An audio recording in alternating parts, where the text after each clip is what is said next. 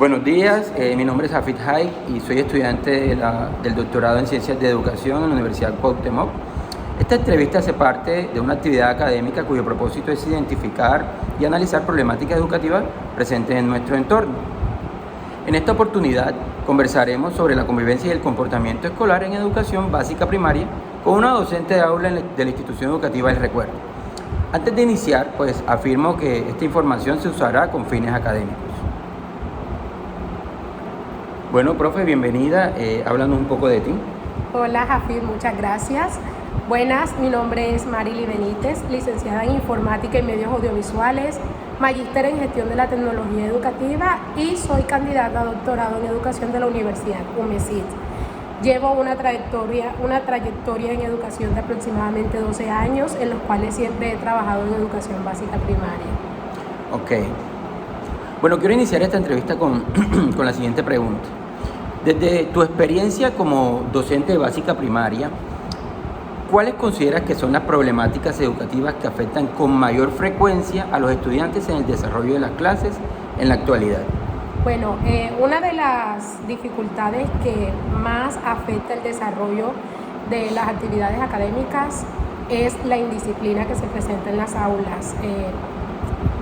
Trabajo en un contexto con salones muy numerosos, en los cuales la disciplina a veces se torna un poco complicada y el docente debe dejar de hacer la función de formar para entrar en una función de educar al estudiante, y siempre dificulta porque de pronto tú tienes una clase planeada para 50 minutos y vas a realizar X número de actividades, pero te toca entonces sacar una porción de ese tiempo para poder solucionar las problemáticas de convivencia del aula. Ok. Bueno, en relación con la convivencia y el comportamiento escolar, ¿qué situaciones se presentan con mayor frecuencia en el aula, en tu aula de clases? Bueno, hay muchos niños que no han desarrollado la inteligencia emocional. Son niños que de pronto un compañerito les hace un comentario o algo que a ellos no les agrada y se salen de control, explotan, dan golpes, dicen malas palabras. Entonces yo creo que esas situaciones de agresión que no llegan a agresiones que requieran una incapacidad o algo así, pero sí son agresiones físicas repetitivas. Ok, perfecto. ¿Qué factores familiares, sociales, emocionales, escolares o comunitarios consideras que pueden estar relacionados con estos comportamientos? Bueno, mira, sabes que el ser humano es un ser que se nutre de su contexto, de las personas con las que crece, de las personas con las que socializa a diario. Y bueno, tristemente yo debo reconocer que mi plantel educativo se encuentra ubicado en una zona muy vulnerable, una zona donde los papás trabajan todo el día y no hay un recurso suficiente para pagar niñeras. Claro. Entonces los niños prácticamente pasan solos toda la tarde y son niños que no tienen esa guía. Entonces yo creo que en el nivel socioeconómico afecta eso.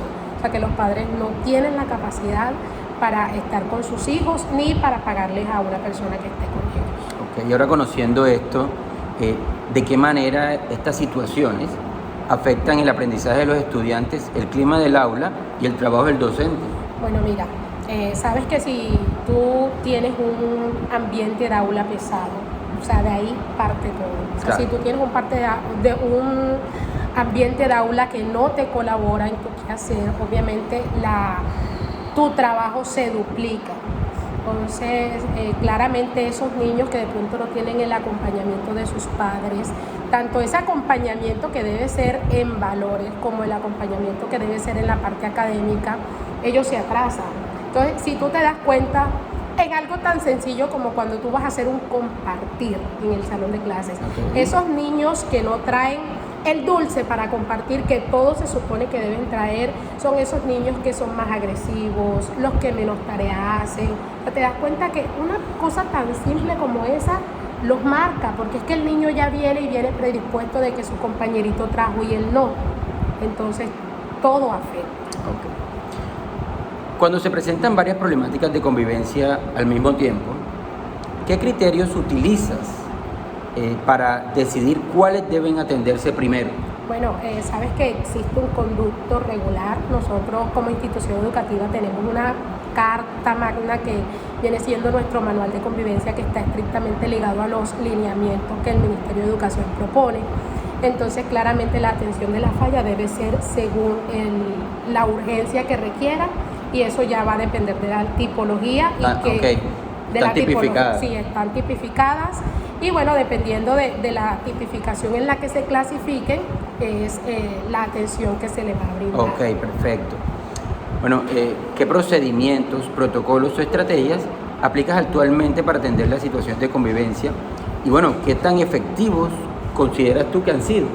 Bueno, la efectividad yo creo que es algo muy relativo y va a depender del apoyo que se reciba desde el padre de familia. Las estrategias que se utilizan acá en la institución es que tenemos un diario de seguimiento en el cual se consignan las situaciones que se presentan en el aula, y dependiendo del número de situaciones y de la tipificación de estas, citamos o no citamos a los padres de familia.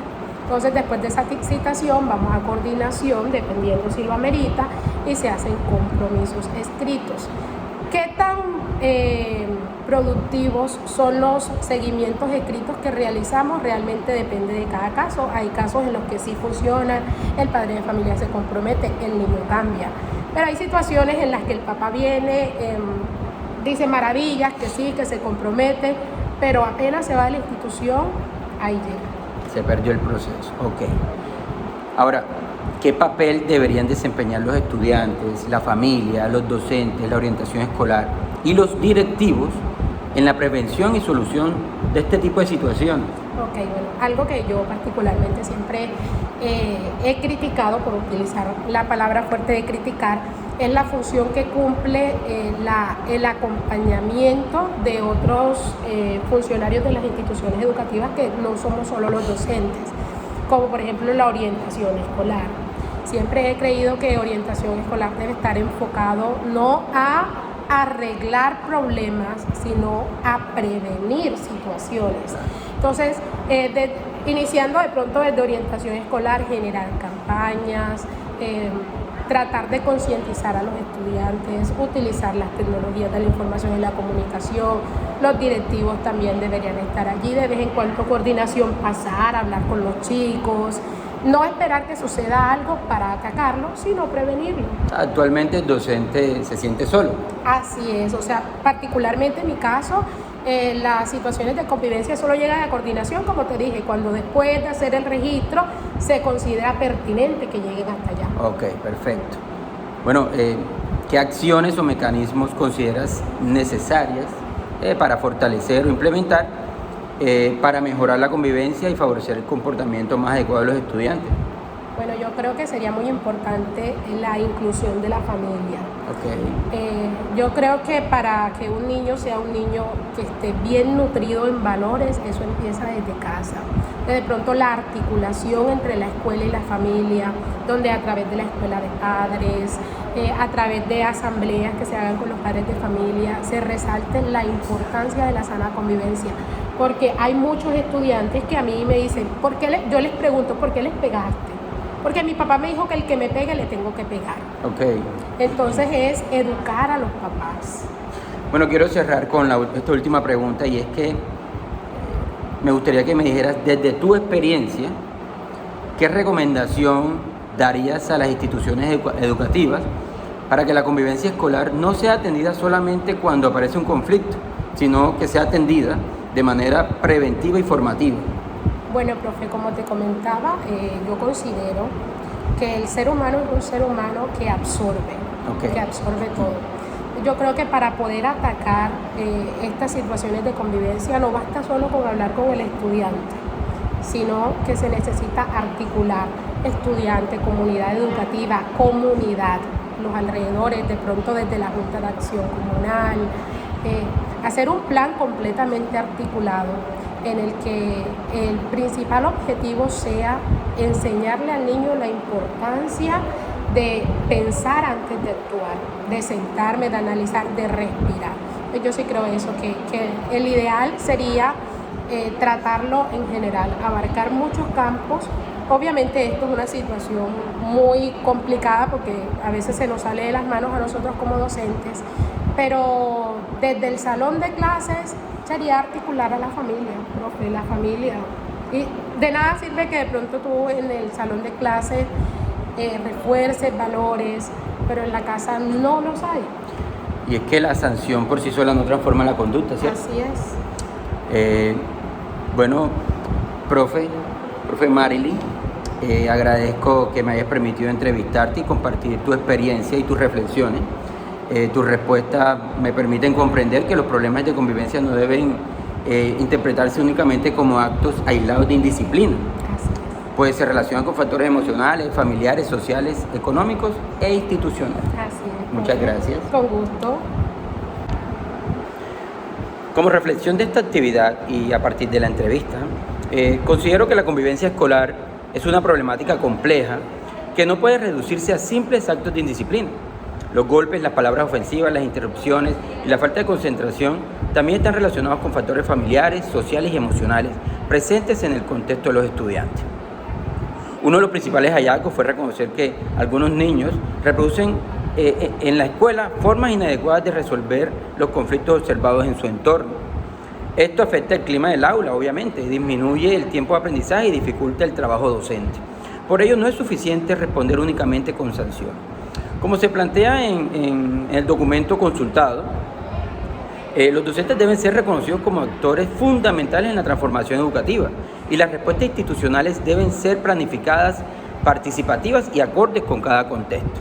En este sentido, mejorar la convivencia requiere fortalecer la educación socioemocional, escuchar a los estudiantes, involucrar a las familias y promover estrategias de diálogo y resolución pacífica de conflictos. En conclusión, enseñar a convivir también forma parte del proceso educativo y exige un trabajo conjunto y permanente de toda la comunidad escolar.